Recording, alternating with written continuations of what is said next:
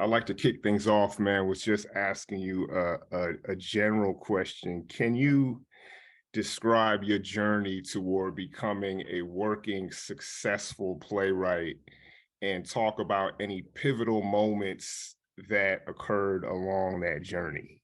I was in film school, but I was hanging out with a lot of actors because, those were the days where we shot on actual film, just showing my age. Mhm. And, like having actors you could call on to, give up their whole weekend to shoot a film because it was, it just took a long time to set up those lights and get the light meter and.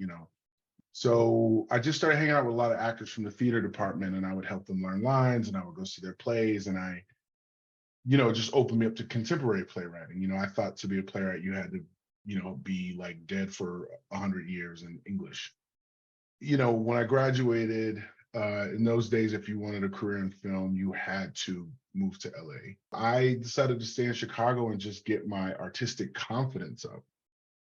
Um, you know, I was I had always been writing. The first form of any kind of writing I did was comic books, drama on comics, and writing origin stories and all that. And then I started writing short prose, and then writing rap lyrics, writing rap songs, and that's kind of really where I learned a lot about theater producing. Actually, was Mm, mm. writing and recording rap songs because I had to manipulate technology that didn't really exist yet that I didn't have access to. I didn't have an MPC. I didn't have 4 track. I just had this, tape deck, this 2 tape decks. And so it taught me about like, okay, here's the kind of song I want to write. Okay, let me find the right beat. Okay, let me write the Mhm. words. And so you're keeping in mind the end result is going to be, a song, but there's steps in between to get to the finished thing, and you got to deal with technology, and you have to deal with time length, and you have to deal with structures of verse, chorus, verse, and you have to think about your performance. Okay, I want to sound like this when I do it because it's Mhm. spirit of not just having something to say or wanting something to express through words, but I also had this sense of putting it all together and the collaborative and the steps involved into making this finished thing. Mhm. So at 22 or 21 with like no uncles in the business and no money and no full artistic confidence, Chicago's like storefront theater community, and just also this is the era of like DIY. This is the indie film, indie music, indie hip hop labels like Rhyme Sayers were happening in Minneapolis, and then you of course had All Natural and their they had their own imprint in Chicago. So it just all seemed doable, and I started my own company. We ran for about 7 years. We were pretty concentrated in Chicago. We would occasionally go out to like fringe festivals in other cities.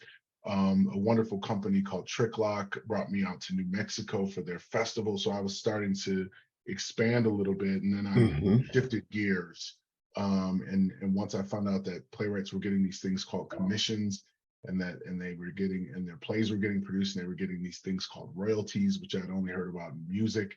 Yep. And their plays were getting published into what they call acting editions, and college courses would get 20 of them or 15 of them, and sometimes these colleges would produce them. And I was like, I want in on that action. So that set me on kind of a different course, led me to the O'Neill, Humana Festival, et cetera, et cetera, et cetera. But to answer your question about successful, right? Um, I just started teaching a playwriting course, which I haven't taught in some years. Mhm. And what I told the students today was, you know, success is having an awareness of your process, is having awareness Mm. of yourself as a writer, confidence in yourself as a writer, and how you, but more so being able to name how you execute. What is the right tool for the right job? When is the knife serrated? When is the knife a cleaver? When is it a small knife? When, you know what I mean? So to me, I feel successful in terms of like, I am pretty fully aware of the tools available to me, what my process is. And I take comfort in confidence in that knowledge that there is not a play that I feel like I cannot execute. Whether audiences will resonate with it or not, one never knows. So that does not determine me as a success. The amount of money I'm able to make or not make does not make me a success. It is my awareness and strength. Like, I know my powers, and that is what makes me successful.